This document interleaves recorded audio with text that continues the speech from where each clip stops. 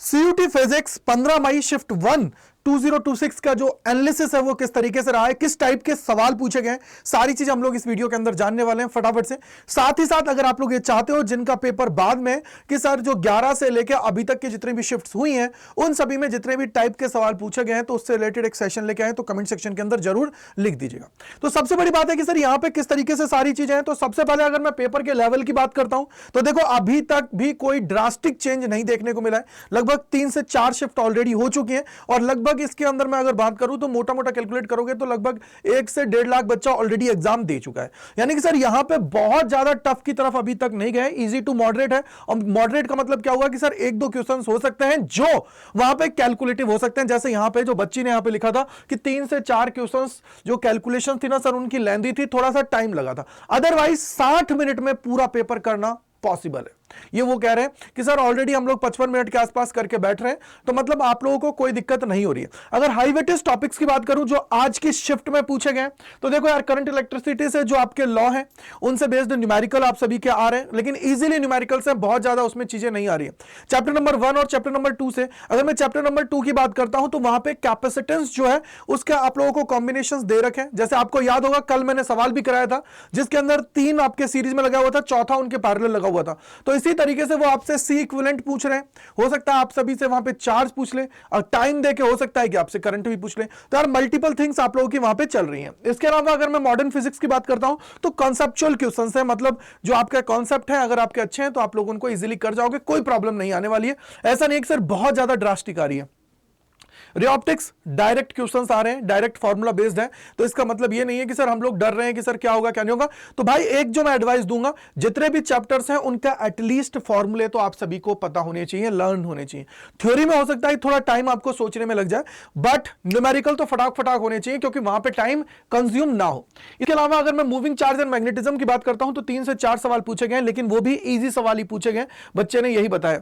साथ ही साथ अगर मैं ईएमआई की बात करता हूं तो उसके अंदर इज इक्वल टू जो आप लोगों का बीएलवी है, यानी कि जो आप लोग किसी रोड को मूव करा रहे हो तो उस केस के अंदर उस पे स्टेटमेंट बेस्ड क्वेश्चन आप सभी से पूछा गया है, यानी कि वो भी आप सभी का क्या है, इजी है। देन आगे आप आओगे एसी के अंदर एक न्यूमेरिकल था जिसके अंदर वोल्टेज फाइंड आउट करने के लिए बोला था। दूसरा न्यूमेरिकल जो था वो एलसीआर से था। तीसरे की अगर मैं बात करता हूं तो रेजोनेंट फ्रीक्वेंसी से था, जो आप लोग निकाल पाओगे इजीली।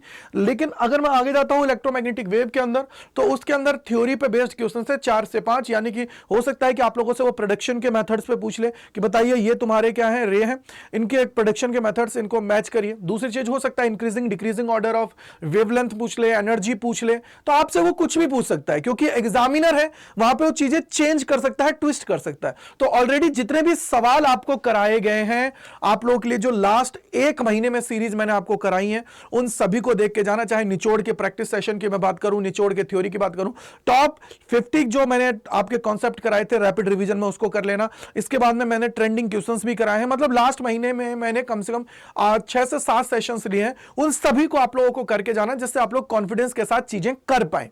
और अगर मैं यहां पे गुड अटेम्प्ट की बात करूं तो अगर 40 प्लस आप लोग जा रहे हो तो वो आपका गुड अटेम्प्ट है। इन बच्ची ने बोला भी है, देखो क्या बोला है कि सर 38 से 40 questions are directly from the notes and NCERT based concept पे, सीधा सीधा है, वहां पे ऐसा नहीं है बहुत ज्यादा ड्रास्टिक चेंज देखने को मिला है। तो इसका मतलब क्या हुआ, पेपर का level again easy to moderate ही रहा है। और देखो आगे की जो शिफ्ट है मैं एक्सपेक्ट कर सकता हूं कि 3 से 4 सवाल वो आप लोगों को थोड़ा टफर साइड लेके जा सकता है। तो यानी कि आप ये मान के चलो कि अगर वो 5 सवाल भी टफ देगा तो आप लोगों को वो स्किप करना आना चाहिए पेपर के अंदर। पहले हमें अपना स्कोर है उसको सेव करना है, उसके बाद में हम लोग लड़ेंगे, ठीक है, उसके बाद में हम लोग लड़ेंगे ऐसे सवालों से। अदरवाइज हम लोग सीधे करते जाएंगे और आगे बढ़ते जाएंगे। ये दिमाग में बिठा लेना, क्योंकि स्किप करना भी अपने आप में एक बहुत अच्छी कला है। तब जाके आप खुद सोचो कि अगर 5 सवाल मैं छोड़ देता हूं इनिशियली 50 मिनट के अंदर, मैं 45 सवाल करके बैठा हूं, तो इसका मतलब क्या हुआ, सीधा सीधा मेरे 225 नंबर का तो मेरा कवर है ना। फिर 5 सवाल हैं, 10 मिनट है, उनको टाइम लगा लूंगा, सॉल्व करूंगा बैठ के। लेकिन पहले अपने आप को सेव करना है, ईगो पे नहीं लेना है कि सर टफ सवाल आ रहा है तो मैं उसको ईगो पे लेके बैठा हूं, टाइम किल कर रहा हूं। टाइम किल नहीं करना है, 60 मिनट है भाई। 60 मिनट को जो अच्छे से यूज कर लेगा वो अच्छे से सवाल कर जाएगा, अन्यथा फंस जाओगे। फिर बाद में मत कहना कि भैया आपने पहले नहीं बताया, मैंने आपको पहले ही बता दिया चीजें किस तरीके से चल रही है। दूसरी चीज, आप लोग इसका स्क्रीनशॉट ले लीजिए, क्योंकि कल भी इसी तरीके से आपको डिस्ट्रीब्यूशन रहा था, जो सारी चीजें मैंने आपको बता दी थी, कल भी यही डिस्ट्रीब्यूशन रहा था और ऑलमोस्ट आज भी यही डिस्ट्रीब्यूशन है। मतलब अभी तक का जो सिनेरियो चल रहा है वो paper easy to moderate level पे ही चल रहा है, आप लोगों को वहां पे सोचने की जरूरत नहीं है ज्यादा। इसके अलावा आप लोगों की मदद के लिए जो ब्रह्मास्त्र है उसको वो कर दिया गया है, क्या है, लॉन्च कर दिया गया ऑलरेडी, जो लगभग 65 रुपीज का है, जिसके अंदर आप सभी को निचोड़ से लेकर हर सारी पीडीएफ्स आपको वहां पे सिंपल वे में मिल जाएंगी। साथ ही साथ जितने भी एनालिसिस हो रहे हैं इससे रिलेटेड जो सवाल भी होंगे वो भी वहां पे आप सभी को मिलते हुए चलेंगे। जैसे मैंने कल सवाल कराए तो वो भी आपको वहां पे मिल जाएंगे, सारी चीजें आपको वहां पे मिलेगी। तो Y485 जो कूपन कोड है इसको लगा के उसके अंदर एनरोल कर लीजिए, 65 रुपीज में आप सभी को ये मिल रहा है। तो मेरे भाई इससे बेस्ट चीज नहीं हो सकती है।